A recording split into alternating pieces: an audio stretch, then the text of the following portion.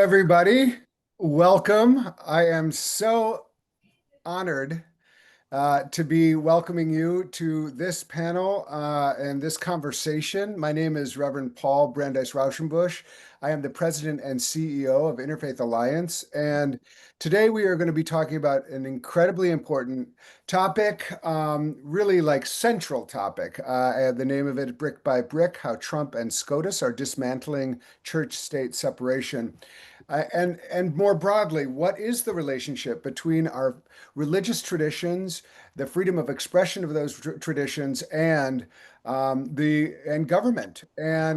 Um, and what I will say is my gratefulness to the panelists that are going to be with us today. We have an extraordinary uh, group of legal experts, faith leaders, civic leaders, and it's just such a rich group. And I'm grateful to every one of them, and I'm grateful to all of you joining.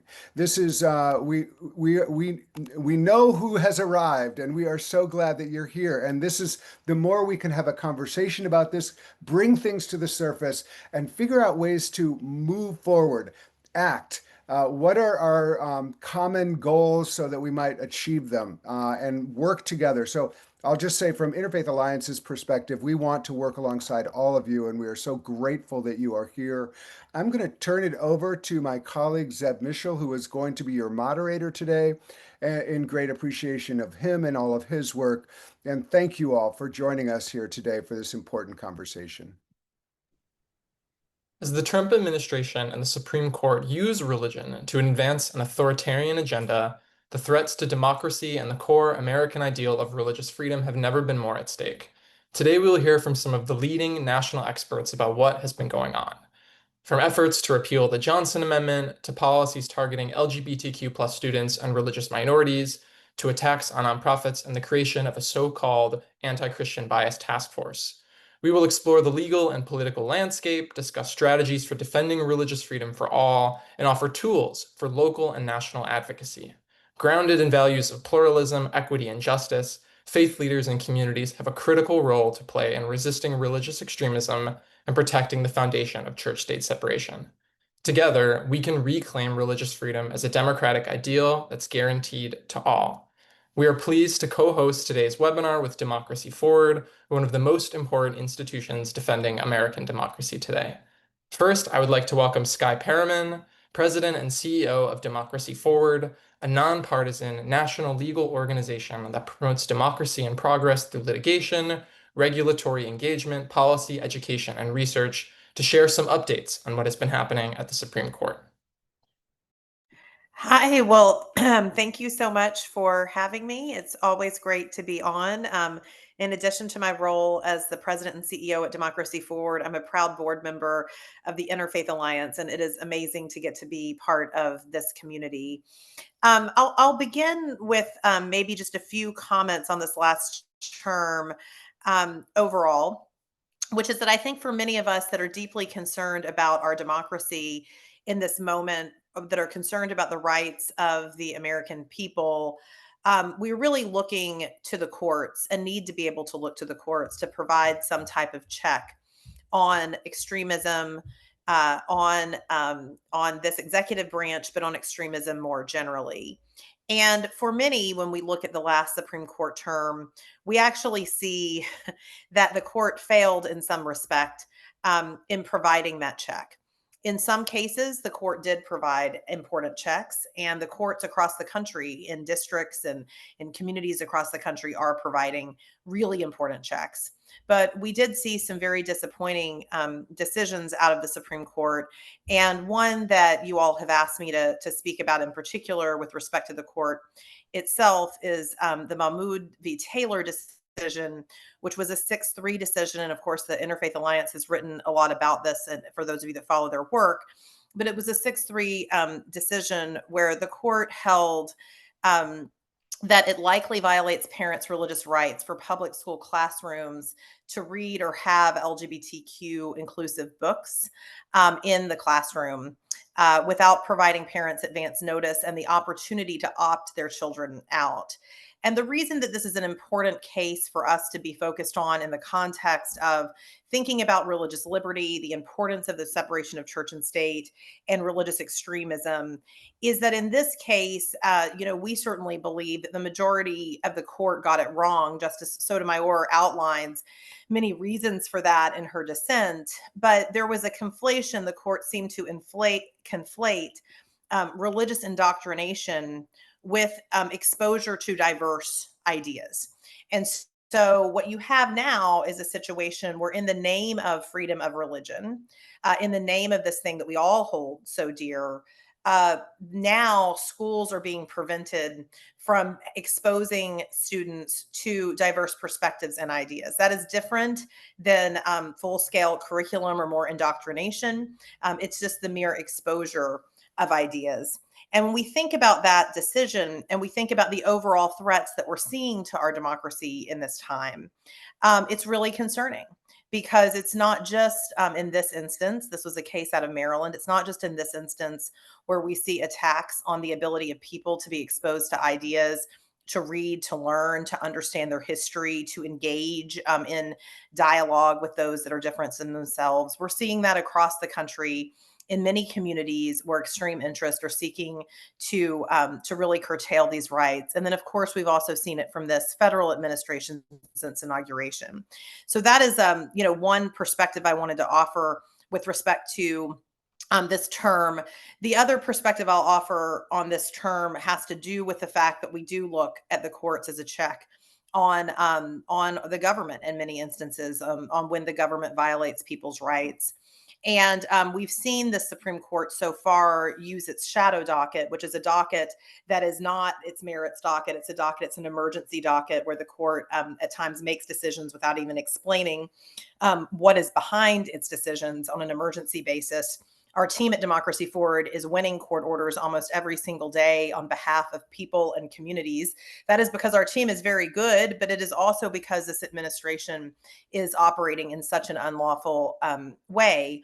And in some of those instances, with respect to the Department of Education, with respect to federal workers, with respect to a number of these areas, we've seen the Supreme Court stay those injunctions, take away the court orders that are protecting people, that are protecting the ability of our government to serve people, really take those, sort of stay those injunctions on its so-called shadow docket. So that is, that is something that we're all going to be looking at, is the way in which this court uses its emergency docket as we move forward. And then, of course, we'll look at the decisions next term, what cases come up and what merits docket cases. So I think those are the areas on the Supreme Court that you all wanted me to cover. I do have some other areas when it's appropriate, Zev, to cover on some of the other, areas where we're all working together to ensure that religious communities' rights are not violated by this administration. But that's really not at the Supreme Court right now.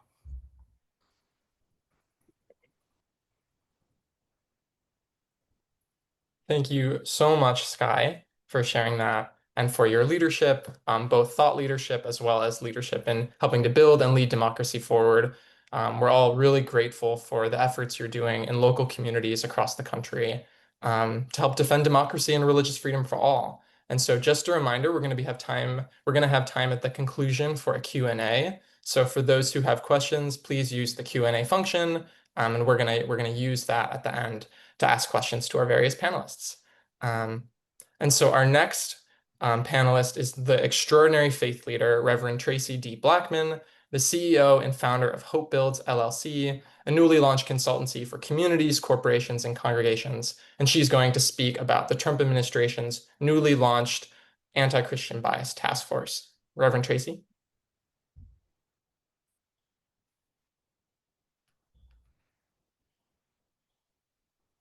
You're on mute, Reverend Tracy. Sorry about that. As many of these as I do, you would think I would never forget. But I'm so grateful to be here, and thank you for including me in this very important conversation. As a person of faith, I hold religious liberty sacred, not just for Christians, but for all people. The First Amendment protects both our right to worship and our freedom from having any one religion imposed by government. The Constitution's Establishment Clause prevents the government from favoring one religion over others. In February, many of you may know that the president issued an executive order, and this executive order singles out anti-Christian bias as a unique protected category, signaling preferential treatment and undermining equal protection for people of all faiths and, quite frankly, no faith.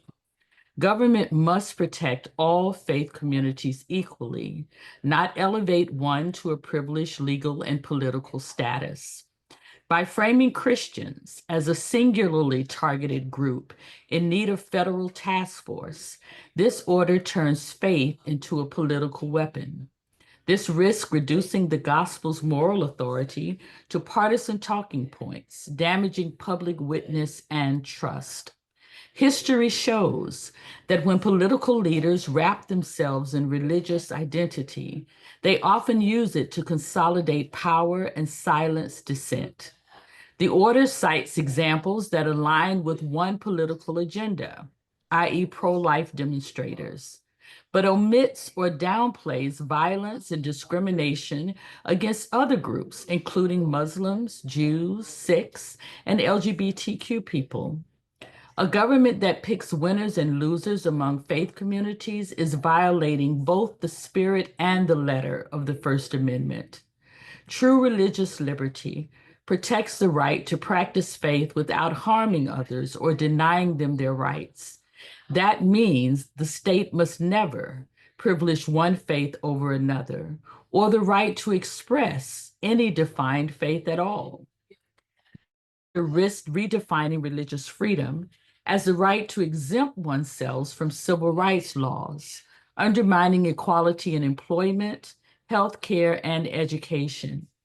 It crosses the line by creating a federal task force focused solely on so-called anti-Christian bias. The administration risks weaponizing faith for political gain. And this is important for us to pay attention to because this country is changing as well. And the legislation of any particular faith delegitimizes the power of all faiths. And it also delegitimizes the authority of our legislative system. The prophetic voice of the church has always been strongest when it speaks to power, not when it becomes a part of the machinery of power. When political leaders wrap themselves in an identity, it distorts the gospel into what I told you before is a partisan tool. This harms both our democracy and our witness, and it sets a dangerous precedent where government decides which expressions of faith are worth defending and which can be ignored. Religious liberty is not the right to discriminate. True freedom of religion means all of us can live out our beliefs without fear, without using faith as a weapon against our neighbors. The founders of this nation envisioned a pluralistic society where people of many beliefs could live together in peace. That vision is too important to sacrifice on the altar of political expedience. By embedding Christianity into the operational priorities of federal agencies, the order inches toward a Christian nationalist vision where American identity and Christian identity are fused. As a Christian, I say with conviction, my faith does not need the power of the state to survive, and our democracy cannot survive if the state chooses sides in matters of faith. I will be eager to engage in questions later, but that's all I want to say right now. Thank you so much, Reverend Tracy, for those powerful words. And just to reiterate, Interfaith Alliance is so proud to be working with our partners, working with our amazing panelists on combating religious discrimination against religious minorities, and really standing for a pluralistic vision where folks from all faiths have the opportunity to thrive and to see themselves represented in both society and government. Next up, I would like to welcome Elizabeth Reiner Platt director of the Law, Rights, and Religion Project at Union Theological Seminary, a law and policy think tank that advocates for religious liberty, pluralism, and social justice. She will speak about her newly launched report, Religious Liberty and Immigration, Legal Analysis of Past and Future Claims. Thank you so much.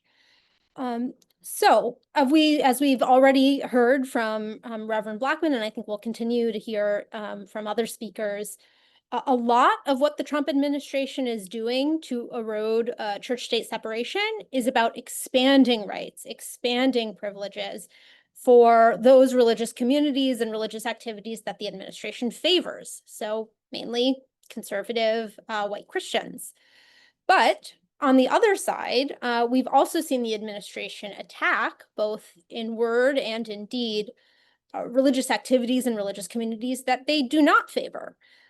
So, of course, I'm sure many people on this call remember the language that Trump used against Bishop Marion Buddy's quite modest request for mercy towards LGBTQ people and immigrant children. We've seen things like the letter that the administration sent to Harvard University threatening the withdrawal of funds and singling out the divinity school as an area of particular concern for the administration. I actually just saw someone, post online an updated floor plan from the Div school that had whited out the names of any centers there that mentioned diversity and inclusion. And interestingly, from my perspective, Georgetown Law, in the response to a letter that it received from the administration, called the threats that they were receiving an attack on the university's mission as a Jesuit and a Catholic institution. So we've seen, already many different ways in which the administration is targeting religious leaders and institutions. But in my view, one of the most egregious violations has been in the immigration context. And this, as was mentioned, is the subject of a report that my organization just released and that I think we'll try and drop in the chat for you. So I'll say, I think everybody knows here that conditions in immigration detention right now are horrific. They've always been really, really bad. It's not like that's a new thing, but they are getting much worse. Detainees are being held without adequate food, without water, without adequate hygiene products. And they are being denied access to religious services, denied contact with their religious leaders, and having religious materials and other items that they need to practice their faith confiscated. There was a person that was recently quoted in a news article who is being held in the so-called alligator Alcatraz facility, who had his Bible confiscated and was told, well, here there is no religion. All of this is a blatant violation of a couple federal laws and policies, which make it very clear that people being held in immigration detention have a right to practice their religion. In addition to immigration detention, we've seen ICE arresting religious leaders, arresting people here seeking asylum based on religious persecution, including Iranian Christians. On his very first day in office, he eliminated a policy called the Sensitive Locations Memo that had for decades limited the ability of ICE to arrest people at or near houses of worship and religious ceremonies. Since the elimination of that policy, ICE has gone and arrested people on the property of religious institutions, including conducting a stakeout at a Baptist church that offered ESL classes. I'll say, just from my perspective, religious leaders, a lot of them are just terrified. I've fielded questions like, can we still operate our soup kitchen, or are we going to get arrested for that? Attendance rates at religious services is down in many congregations. I've heard pastors reporting up to a 40% drop in attendance.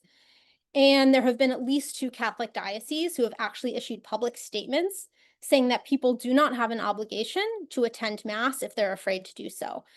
From my perspective, it's hard to think of a more obvious religious freedom issue than making people too afraid to go worship. Money has been pulled from religious organizations that resettle refugees. Officials have accused these organizations of money laundering. 2 Republican members of the House attempted to launch an investigation into faith-based nonprofits that work with migrants. And then very briefly, I'll just mention, there's a trickle-down effect here. These things are not just happening at the federal level. The state of Texas is trying to shut down Annunciation House, which is a Catholic-affiliated nonprofit that offers housing to migrants. Texas is also trying to depose a nun who leads Catholic Charities of the Rio Grande Valley.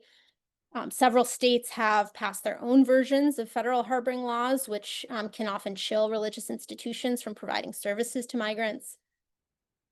But all that said, I do just want to mention by saying that the bulk of the report that we just released is not just kind of cataloging this whole parade of horribles, but rather taking a long view and looking at all the ways, going back decades, people of faith have fought back against restrictive immigration policies through the use of religious liberty litigation. We see a lot of religious liberty litigation on the right. It gets a lot of press, but these are a lot of underreported cases that you might not have heard of. And it goes through a whole range of cases, everything from the four ongoing challenges to the revocation of that sensitive locations policy I mentioned, including 2 brought by Democracy Forward. Cases arguing for a religious right to enter into the US or remain in the US.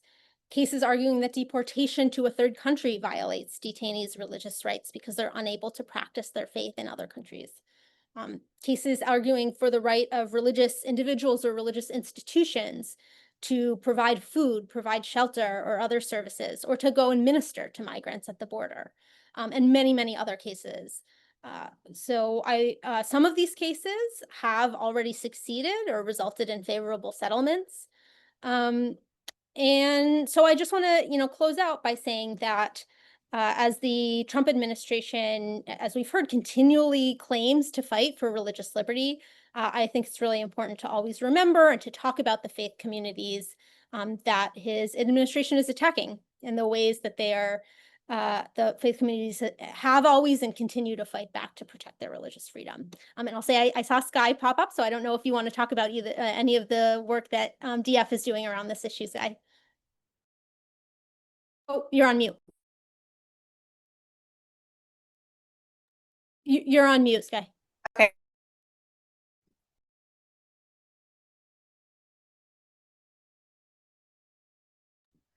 Okay, is that better, everyone? Okay, great. Okay, great. Well, no, thank you for that. I was just going to say, we are, as you mentioned, litigating 2 cases right now challenging ICE in houses of worship, and one where we've been able to secure a court order for our clients, a certain Baptist, the Cooperative Baptist Fellowship, various Quaker meeting houses, in the Sikh Temple in San Francisco. And then we just filed another case on behalf of more religious communities to try to secure relief for them as well.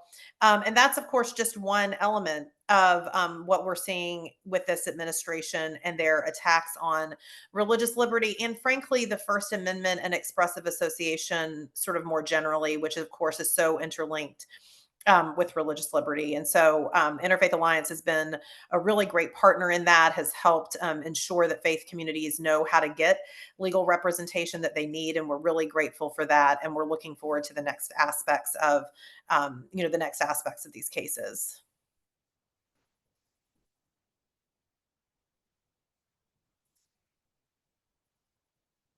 Thank you so much, Sky and Elizabeth, for sharing those updates. It's all so critical, and it's one of the reasons why Interfaith Alliance has been so vocal in speaking out on this administration's attacks on faith communities. Because even though there's this sense that they are the pro-religious administration, or the way in which they use religion is often, or their policies are often sort of justified or explained in defense of religion, we're always very careful and insistent that religious freedom means defending religious communities and faith communities to practice as they please, to be free from hate and discrimination, and to have the ability to worship freely in this country. So thank you, Liz, and thank you, Sky, for those really important remarks. And so next, I would like to welcome Rachel Deitch, the Policy and Political Director at the American Humanist Association and its 501c4 affiliate, the Center for Free Thought Equality, to talk about recent attacks on the Johnson Amendment and the creation of Trump's Religious Liberty Commission. Thanks so much for having me and for putting me in conversation with folks I so deeply admire. I'm really excited to be here today. A quick word, though, about humanism. I'm not sure if everyone's familiar, and so we tend to part of my job is to make sure I'm sharing what humanism is with folks. I think we're most succinctly defined, albeit imperfectly, by our slogan, good without a God. We have a responsibility in humanism to use our one and only life to uphold and advance the inherent dignity of each and every person on earth. And we do this through compassion and reason. And the American Humanist Association then works to advance humanist values and protect the separation of church and state, which is why I'm here today. So starting very quickly with the Johnson Amendment, what is it? It is a provision of our tax code that's more than 70 years old. The actual language is beautifully concise. If we look at Title 26, Section 501, subsection C, paragraph 3, that basically articulates what 501c3s are: religious, charitable, scientific, educational nonprofits. And the very last requirement stipulated in paragraph 3 is that to be a C3, an organization must, quote, not participate in or intervene in, including the publishing or distributing of statements, any political campaign on behalf of or in opposition to any candidate for public office. Full stop. In layman's terms, that's a guardrail to prevent C3s or dollars that would otherwise be tax dollars from being used for political ends. For religious organizations, it's commonly referred to as the prohibition against politicking from the pulpit. And I think most of us here are probably already pretty familiar with it. And this isn't an arbitrary requirement. The idea is that if your organization is a nonprofit because it exists for religious, charitable, educational mission, it shouldn't be engaging in politics in the first place. As an educational and religious nonprofit, the American Humanist Association can and does have opinions on issues that have been politicized: reproductive freedom, the right to vote. But to oppose or support a candidate for office based on those values would be too far afield from our mission, from the thing that allows us to claim nonprofit status with the IRS in the first place. And so this protects nonprofits and enables us to focus on what we were created to do. And because of our country's funny relationship with money and speech, the Johnson Amendment also prevents nonprofits from becoming opaque mechanisms for political fundraising and giving. What I really, though, of all that spiel, don't want us to lose sight of is this really important baseline. We often take for granted that the Johnson Amendment is a very small price we pay to be a nonprofit that can receive and benefit from tax-deductible donations. If an organization wants to engage in the electoral process, that's absolutely fine. You just can't be tax exempt and receive tax-deductible donations while doing so. I think the national message seems to forget that being a 501c3 is a privilege, not a right. And ultimately, the taxpayer should not be subsidizing political speech or political donations, which is one reason why this provision has been so widely supported by so many for so long. Now, law and implementation of the law are two very different things. The Johnson Amendment has been weakened by lax enforcement. Nonprofits, particularly religious nonprofits that the IRS clumps together as churches, flout the law unintentionally and intentionally at times and are not held accountable. Only one church that I know of has ever actually lost its 501c3 status due to Johnson Amendment violations. It was back in 1992. It was a church in New York who published full-page newspaper ads criticizing Bill Clinton during the presidential campaign. So why are we talking about this today? While the administration has been reluctant to enforce the law, and not for the first time, nor for the first administration, last month we saw the first time the IRS has tried to formally weaken the Johnson Amendment scope through the courts, pulling a brick out of this brick by brick conversation that we're having. The hallmark of our legal system is that it's adversarial, two sides arguing on opposing sides of a case. I'm not a lawyer. I had a lawyer articulate this for me very lovely in a really great way a few weeks ago. And so when both sides agree, and in this case, when the administration abandons its defense of the law, the system doesn't work as intended. And that's what's happening here. The IRS is being sued by religious broadcasters and two churches. And last month, the plaintiffs and the IRS filed a joint motion for consent judgment, essentially telling the court that they agree on what should happen next. They agree. Houses of worship can't talk to their congregations about political candidates. as long as that message is framed as a matter of faith. This internal faith-based speech would not count as participation or intervention in politics and would not threaten the tax-exempt status of the church. The filing equates this with a private discussion within a family. And the IRS is asking the court to prohibit the IRS from enforcing the Johnson Amendment against the 2 plaintiff churches for this particular kind of religious communication. Now, the wording of the proposed consent judgment is bizarre and vague, which would leave much to interpretation if allowed to proceed. Another brick. With no one arguing anymore to preserve the Johnson Amendment, our partners at Americans United stepped in to intervene. And the court has allowed them and others, I believe some on this call today, to file amicus briefs. I think those are due today, so we are absolutely in the thick of it. And while we cannot intervene, barring an amicus at this point, in a legal battle, there is a battle for public opinion.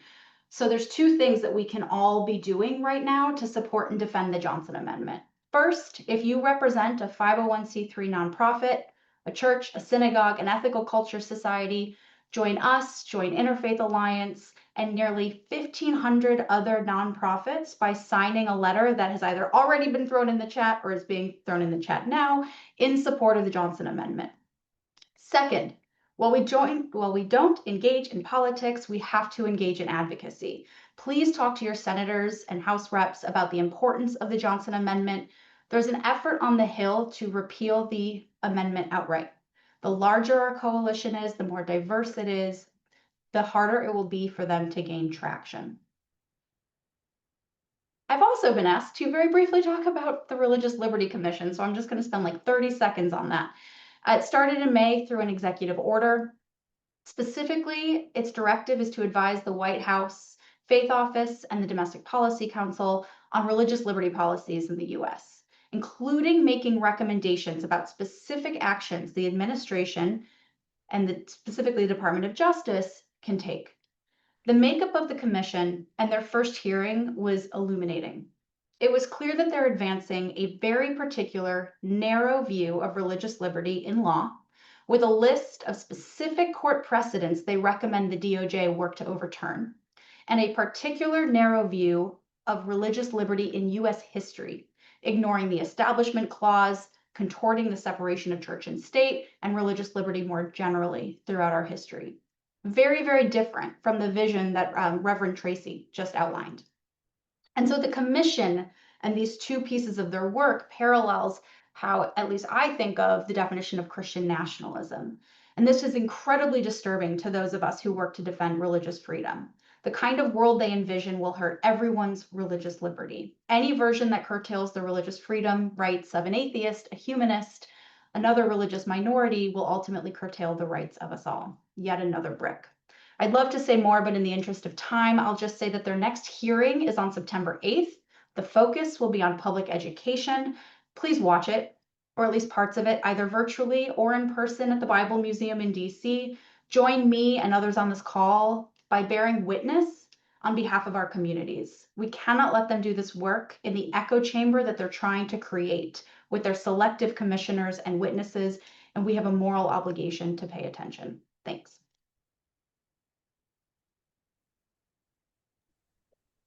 Thank you so much, Rachel.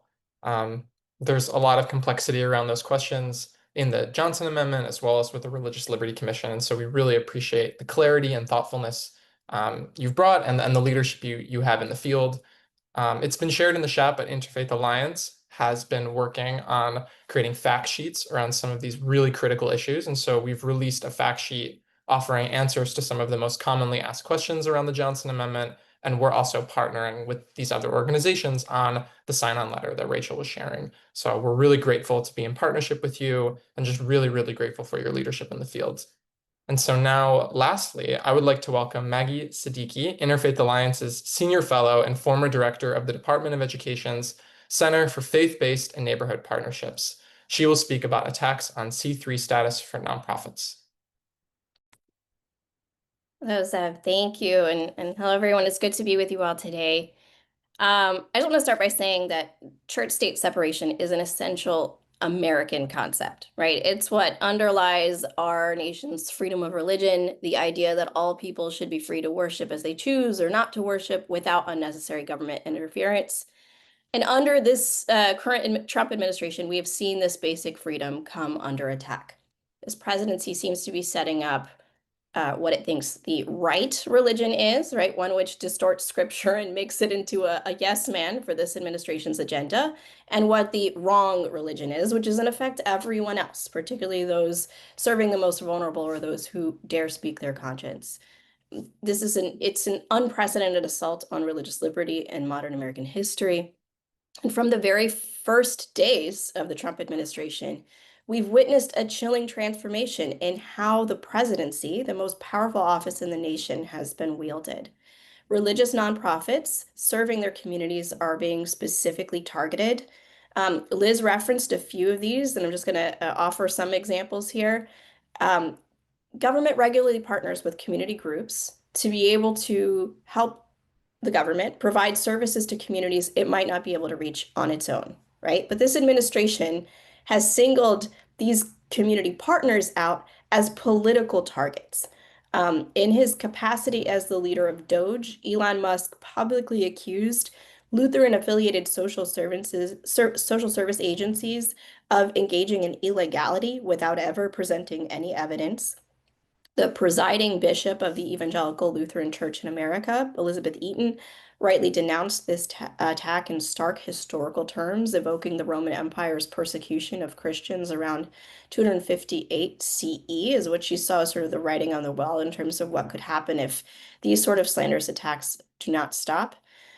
Vice President J.D. Vance, himself a Catholic, has gone so far as to accuse Catholic bishops of acting out of monetary self-interest when they engage in social services. He alleged without foundation that their pastoral outreach and charity are little more than cash flows and power plays.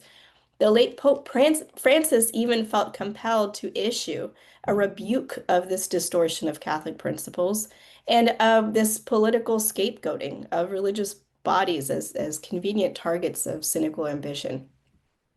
This administration has also repeatedly scapegoated Jewish communities by claiming that a whole host of efforts targeting nonprofits, even defunding cancer research at institutions of higher education, are somehow aimed at stopping anti-Semitism. And in speaking about the perpetrators of anti-Semitism, this administration takes no accountability for its own officials who proudly give Nazi salutes, but invokes Islamophobic tropes to suggest Muslim communities are solely to blame, and has then engaged in detention and deportation of Muslim immigrants without due process. And unfortunately, the president's allies in Congress have really been willing accomplices in this authoritarian agenda. They've launched spurious investigations and hearings, clogging the political process with subpoenas and public insinuations. And Liz briefly mentioned, the House Committee on Homeland Security had launched a sweeping probe into over 200 nonprofits, a significant number of which are faith-based, under the pretext of foreign influence, national security, right? And in turn, what has this done? But it's bred fear, chilled speech. These nonprofits are having to redirect precious community resources into legal defense and compliance away from feeding families, counseling the grieving, strengthening neighborhoods, all of the good work that they are trying to do as institutions. And so what do we do about all of this? I wanted to, if I am technologically able, to share with you a little slide here that I think can be really helpful in terms of thinking about both the problem and what's next. Hoping you can see. So authoritarianism, right, which you can see the authoritarian agenda on the left there, works by first laying the ideological groundwork to establish who will be marginalized and scapegoated and who will theoretically be in power if their mission is accomplished, right? And so our first step is to call out these falsehoods, right, that distort and misuse religion in order to engage in this agenda. The authoritarian playbook then seeks to scapegoat minority groups, to sow mistrust between communities, convincing each community that they are without allies and therefore should fight only for their own interests, even at the expense of democracy itself. This administration then seeks to silence its critics, even its own clergy. In the case of, say, J.D. Vance and Pope Francis, for the sake of power, right? And it is therefore, I want to emphasize, an act of resistance in and of itself to be in coalition across lines of difference with people of different faiths and backgrounds. When we insist, if you look on the right there, in cultivating community trust, right? Forming new relationships and repairing older ones with communities that are in the pro-democracy space with us, right? We need to refuse to take the bait of the right wing's divide and conquer tactics. An interfaith multiracial coalition building is an effort to actively stop authoritarianism in its tracks. And these efforts are working. The so-called nonprofit killer bill was defeated in Congress because nonprofit institutions, religious and secular, focused on every issue under the sun, all joined together loudly to say, if you come for one of us, you come for all of us. And so the lesson is clear. We must continue to say the infringement upon the basic First Amendment rights of any of us is a threat to us all. And I saw someone in the Q&A earlier, I think had mentioned, we're emphasizing the religious freedom here, but I cannot emphasize enough how much our freedom of religion is integrated with all of our First Amendment rights. And so when I say we need to be in coalition across lines of difference and across sectors, I also mean being in alliance with those who are engaged in freedom of press, freedom of assembly, right? Those who are championing these other First Amendment rights, because they are all in the same sentence in the First Amendment of the US Constitution. And all of these rights must be protected together. So we need to continue to come together across communities and across sectors in this way to protect our institution, to protect our Constitution, our institutions as well, and our basic fundamental rights, because American freedom itself really does depend on it. Thanks so much. Thank you so much, Maggie, for that powerful, powerful presentation. And just before we move to Q&A, I want to thank our panelists again for their really insightful and powerful presentations. It's really so important that we stay knowledgeable, we stay aware of everything happening around attacks on church-state separation. And then just before we move to Q&A, I want to give a plug. Interfaith Alliance has 23 local affiliates across the country doing really extraordinary work to fight for church-state separation, religious freedom, and against hate targeting religious minorities. And so we have affiliates in Colorado, in North Dakota, in Southwest Florida, in states all across the country doing really extraordinary work. And so I'd highly encourage you, if you aren't involved already, please visit the Interfaith Alliance website or reach out to us individually. And we would love to help people get involved and start really working to advocate on behalf of these issues to defend religious freedom for all. And so this first question, I want to turn it over to Skye Perriman. It's a really, really important question around, can you talk about some of the steps in dismantling church and state that might seem less obvious to the untrained eye or that might involve some coded language? I'm thinking of private school vouchers under the movement of school choice and funding for quote unquote pregnancy care centers that are clearly targeting low-income communities, but imposing a specific religious belief under the promise of free healthcare. Where else should we be looking for these signs of blurring the lines of church and state? That's a great question. And those are two really good examples. The reproductive health care context, you give one around the quote unquote crisis pregnancy centers, which of course are not, in many instances are not medical centers, and in so many instances are seeking to indoctrinate, in many instances using state funds. There are a number of other instances in the reproductive health and the broader public health context that I think would be important to look at, particularly around reproductive health care, trans care, but also public health more generally, vaccines, and other types of public health interventions. The public school context, you mentioned school choice and vouchers.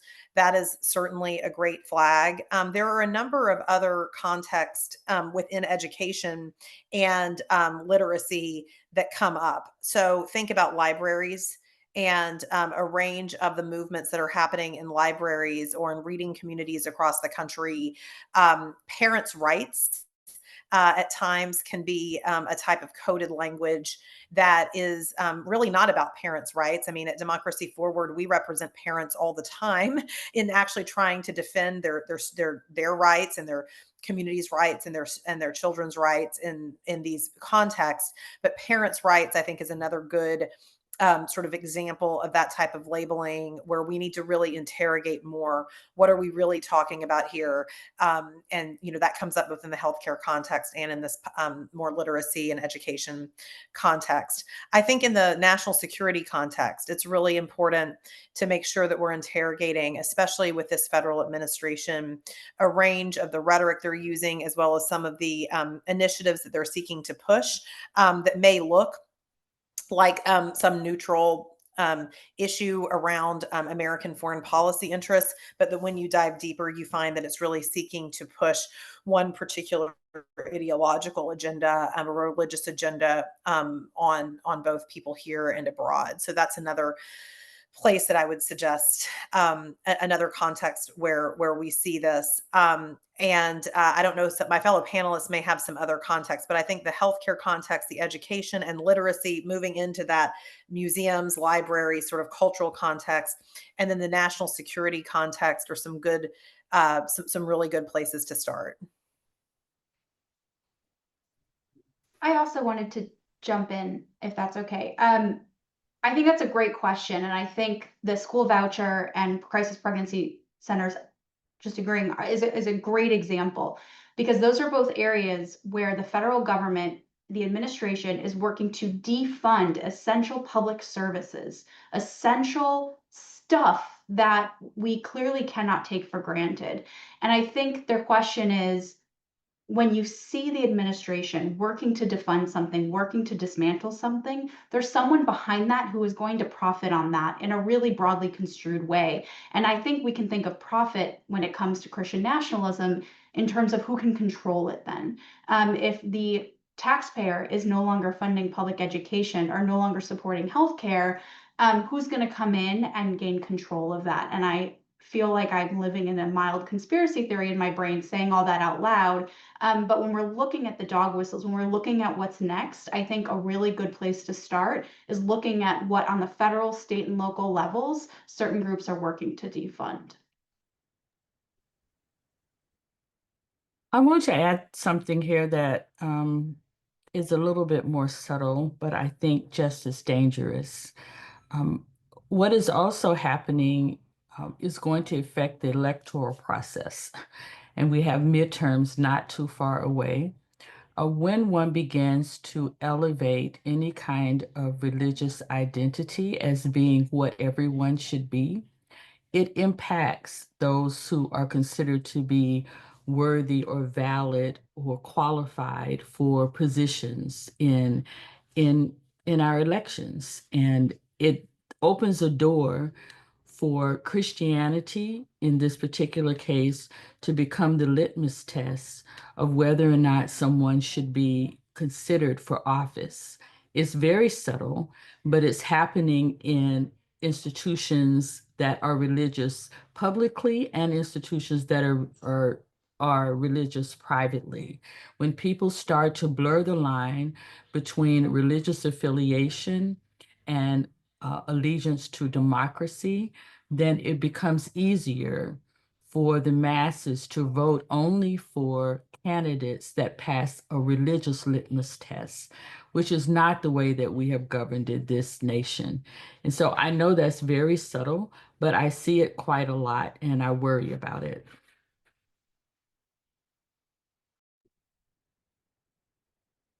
If I could just add on the school choice example that was there, particularly coming from the Department of Education, what I appreciate about that example and what's really infuriating is part of the coding there is that the choice that's being referenced is providing vouchers that essentially benefit private schools, not families, right? So most families that take private school vouchers are already sending kids to private schools. There's evidence that if a voucher is given in the amount of, say, $5,000, suddenly tuition often increases by $5,000. So if families end up paying the same. So we're just like to make that part clear.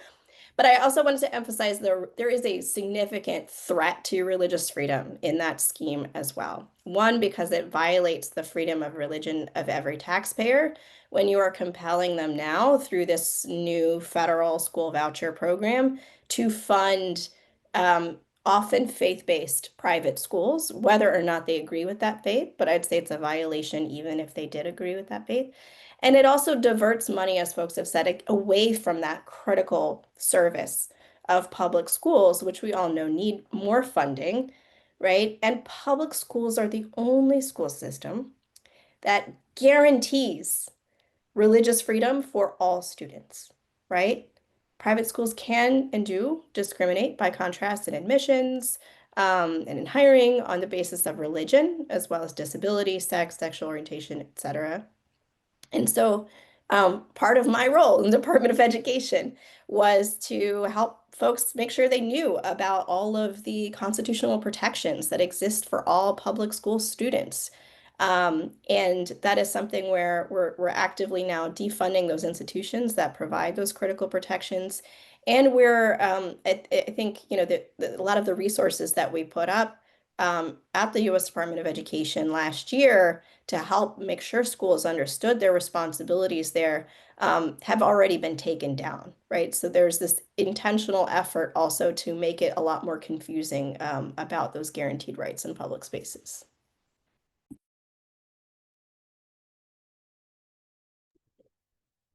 Thank you all so much for these important reflections on that question. This next one, I want to turn to Elizabeth Reiner Platt. The question is about faith communities and their role in resisting and in protesting the military overreach, which we've all been seeing happening in Los Angeles. And so the question is, how do you see religious freedom and free assembly and speech overlapping? And how are you seeing this play out in immigration debates, whether in Florida or Los Angeles or in any other place around the country? Yeah, thank you. So I'll say I've been focusing really closely on litigation. I'll say faith communities have been extremely active in advocating for religious liberty. I know there's been in LA weekly vigils led by faith organizations outside of detention centers, oftentimes kind of putting their bodies on the line as faith leaders in between federal agents and other kind of secular protests, secular-led protests. Haven't seen any litigation, but I think it's possible that there could be. I know there's an ongoing lawsuit in a slightly different context, which is there's an ongoing suit in Arizona by faith leaders who were arrested protesting outside of a weapons manufacturing facility, protesting in support of and like against, a weapons manufacturer who was sending weapons to be used in Gaza. And that lawsuit is ongoing, and I could see potentially a similar tactic in terms of a religious right to protest. It's sort of an interesting tactic at the center of those two rights. So I don't know, that's not a full answer, but that's the first thing that comes to mind, aside from obviously all the ways in which we've seen religious communities show up using the power of the pulpit, using protest.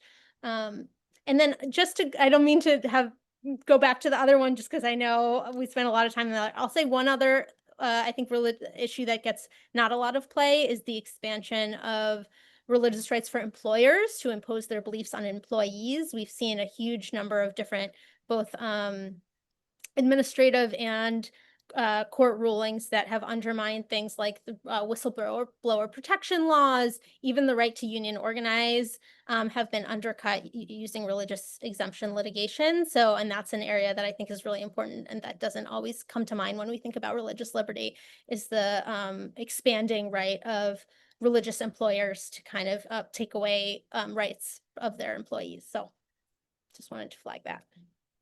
I'll just flag that this is probably a good opportunity to talk about Interfaith Alliance has been really active in raising its voice, not just sort of in the public square, but also in the court. At Democracy Forward, we're representing the alliance on an amicus brief in the Trump and the Newsom v. Trump litigation in California. And I think that we see, a number of faith communities, like you said, Elizabeth, really being so active, but also I think lending their voices in the courts where we know it's really important and persuasive.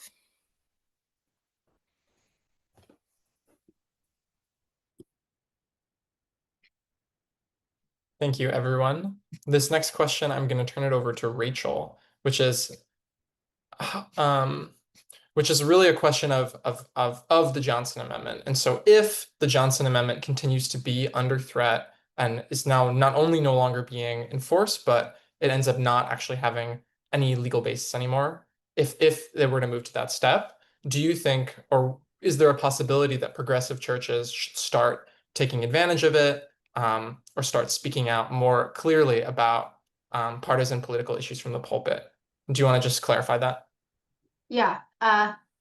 Looking at like all the lawyers on this call, not a lawyer. No one should be running afoul of the Johnson Amendment right now. I think we should all be working in the short term to protect it, preserve it, defend it. If down the road it falls, I was reading an analysis last week about the pendulum effect that this might have. So as you have conservative churches being used to funnel money, then you'll have progressive churches, and then, it'll follow and follow to the point that you have shells of religious organizations being used no longer for their mission, but to funnel money to campaigns, to be used as yet another platform for politics. And so while I would expect, yes, that to happen, and I'll say it this way, as a nonprofit, I believe that we should be doing everything in our power to make the kind of worlds and the kind of future that we want to make within the bounds of the law. And if that bound changes, I would want to be doing everything my opponents are doing to support my cause. Working for a C3 and a C4, I understand the lobbying limits of both organizations. I understand the political limits so that I can use the full power of my organization legally and effectively. And so if the Johnson Amendment were to go away, I imagine there would certainly be a rush of organizations to advance their mission through political means. I think it's right now we're in a wait and see mode while we do the work of hoping and working to make sure the Johnson Amendment stays put. If I could add, there's significant research done by the Public Religion Research Institute that had a survey of religious Americans and found that the vast majority of religious Americans do not want partisan endorsements happening from the pulpit. I'll see if I can get the link in the chat here so folks can see that. So this is sort of a solution in search of a problem, right? Furthermore, to add there, just in terms of that sort of wait and see approach here, it's really important to understand the Johnson Amendment is still the law. So, just because the IRS is sort of taking the position that it is taking in this current case does not mean that law is undone. And so one of the things that I'm personally concerned about is that the Johnson Amendment will be essentially applied selectively.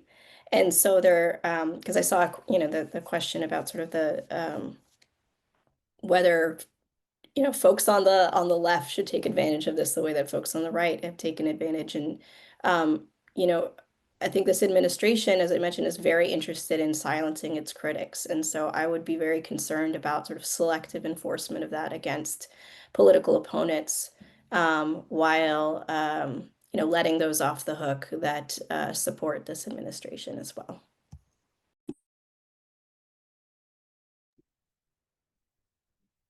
Thank you so much. And so now we're going to be turning to a question about disability rights and its relationship to religious freedom. This administration seems to have a eugenics philosophy running through it. For example, on vaccine policy, attacks on disability rights, defunding Medicare and Medicaid, and not to mention the Nazi salutes. And so I want to ask this one to the lawyers. Do you see this interacting with religious liberty issues at all? These attacks on folks who are disabled, is that interacting with religious liberty questions, and how would you recommend faith communities continue acting to stand in defense of all members of our communities? I mean, I will just say I certainly think that some of the same interests that are litigating in cases to roll back civil rights jurisprudence to make it harder for people to access the courts or access meaningful relief through, through court orders that the courts can provide are also often the same interests that we see doing that in the disability rights context. And of course, a big through line with all of those interests is often, in many cases, a sort of common ecosystem with the very sort of religious fundamentalist or Christian nationalist movement. So, I mean, I think you could see it in that way. There may be other lawyers on that are more familiar with particular overlaps in distinct cases, but I think the thing that I see, if you take a bird's eye view of it, is the way in which some of the common tactics that we've seen in other civil rights contexts, as well as in the religious liberties context, we see that in the disabilities rights context. Thank you so much. And this next question I want to ask to Reverend Tracy Blackman. Where are you seeing powerful multi-faith communities coming together to speak in one voice against some of the administration's overreach? So whether related to the Anti-Christian Bias Task Force or just more broadly, where are you seeing these coalitions emerging? I'm not. I read that question. It's a very interesting question. And I want to answer it as clearly as I can.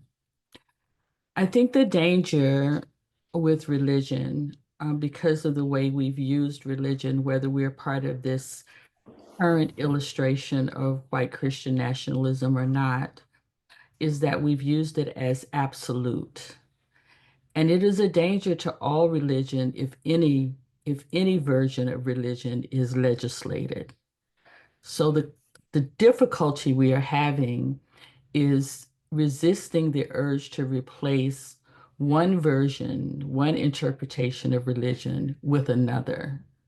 The fight has to be against religion and government being together. It has to be the separation of church and state. And we're just not good at it, regardless of the religion. Christianity is, of course, the most egregious violator of this, but we are not alone. We see religious nationalism as a global problem.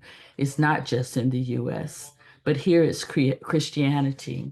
So progressive faiths are having trouble creating the language that we need to stand against Christian nationalism without using our own interpretation of faith.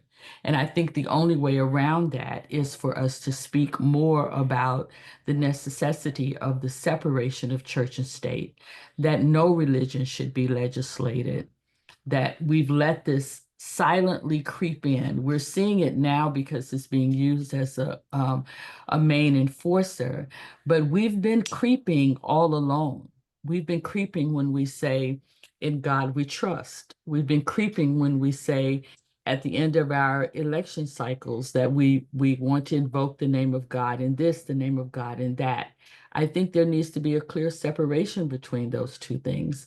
And progressive voices are having trouble consolidating around that. What we're tending to do is say, not this God, but this God, not this faith, but this faith, not this expression of religion, but this expression of religion. And I believe the true answer is for everyone to be able to live their faith as they see fit and to accept that faith is not to be legislated at all. Not popular, but it's where I am. If I may, I mean, I do think there is a pro-democracy interfaith movement that is emerging. And I think I would wholeheartedly agree with Reverend Blackman that we struggle sometimes to have the sort of shared culture and shared language to talk about that work because we are diverse, right? By definition, we are a diverse community. I think the folks that we most often find ourselves up against are pretty monolithic. And so they have kind of a shared culture and language around white supremacy and Christian nationalism. And so finding that shared language to talk about the importance of pluralism and the importance of democracy and the importance of church-state separation to protect us all sometimes is a challenge. But I'd say we are growing in number. We're often a part of larger groups. I saw so many different signs and faith-based representations at the No Kings rallies, all over the country. Interfaith Alliance here has, I think, like 23 affiliates now and growing. I'm probably undercounting that number right now. Right, all over the United States, and just, I think, showing up, because we show up in these different ways, sometimes it's hard to sort of pinpoint it as one unified movement, one unified coalition. But I think we're showing up in lots of different ways, kind of, in each and every one of those spaces, secular, faith-based, local, national, etc. Thank you both so much. And I was just wondering if we could turn over to Sky Perriman to just maybe give some of the general background around church-state separation and just to talk a little bit about how it survived threats before and where are we in this longer trajectory. Yes, and I'll just say, I mean, I think it goes without saying, but this is happening as the president is federalizing authorities in Washington, D.C. We're holding this webinar, and so we're seeing some of this extremism at play right now. And I just want to, I think we need to make a little space for that. And there's definitely some themes, some themes with this playbook, this autocratic playbook that we're seeing in so many communities across the country, and then what we've seen out of these sort of movements. Look, as Maggie said earlier, the notion of separation of church and state is a uniquely and sort of religious liberty in the full way that we seek to, in the way that we seek, that are, at least that we profess to have it in the United States, is a unique attribute of American law and of democracy in the United States. And yet at the same time, it has often been under threat. It is often also the case that from the very founding, we've seen religion utilized in ways and appropriated in ways to engage in dehumanizing and, in dehumanizing as well as other unjust actions. It was religion that was used to justify, in many communities, enslavement. It was religion that was used to justify a lack of civil rights. It was religion that was used to justify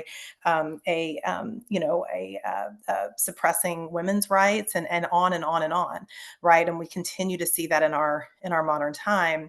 And then at the same time, we've seen faith-based communities, of course, be part of the movements that have risen up to address those very things. And in all of that is a commitment that is enshrined, or is supposed to be enshrined in our laws as a nation, that this country does not use its laws to impose religious ideology or religious ideology on anyone, and that the prevailing religion of the time or the prevailing mores of the time is not something that can be forced by the state upon people. And yet at the same time we say that, we're not precious, and there have been many instances throughout our history where our government has done that, those threats to religious liberty, and where it has really taken faith communities, I think, secular communities, people movements, legal challenges, legislation, sort of all of that together to overcome those threats. And we're in yet another moment. And we're in another moment in time where these threats are great, where there has been a definite march of our jurisprudence to undermine the line and the separation between church and state. And we are going to have to reimagine as we move forward in this country, sort of what the rights and boundaries look like. And Maggie, to your point, I think one of the bright spots is that there is a pro-democracy sort of movement forming around some of this. But this is such a critical time, and the threats are broad. And I just raise what's happening today out of the White House to sort of indicate. I mean, these are not normal times, and so I don't know, Paul. I think you were the one that asked that I go over that. I'm not sure if there's other kind of pieces of the history that you want, but I think it's very important to understand this has always been an ideal that the country has had, that has required that people really be committed to it and fight for it. It's never been given in the way that maybe a more whitewashed version of history would suggest. Yeah, I think the reason I asked the question was to invite like a historical perspective on the separation of church and state, or religion and government, however we want to phrase it.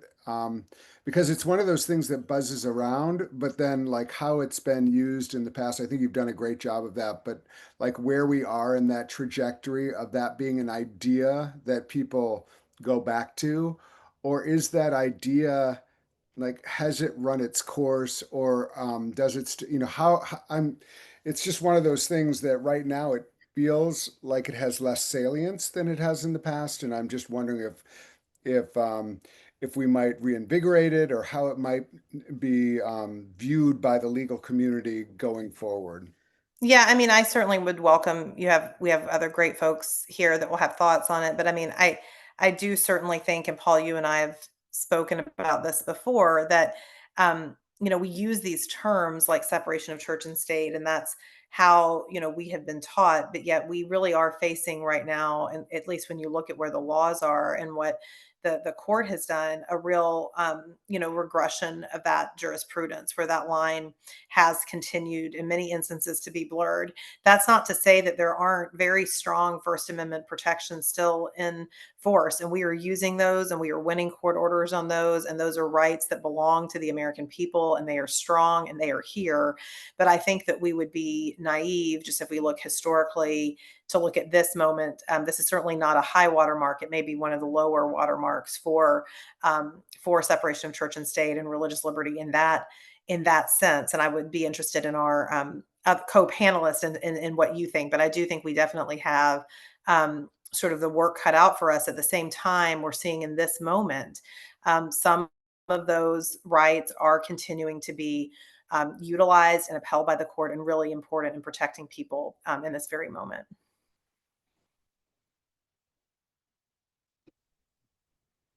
I might just add to that, like, I think people,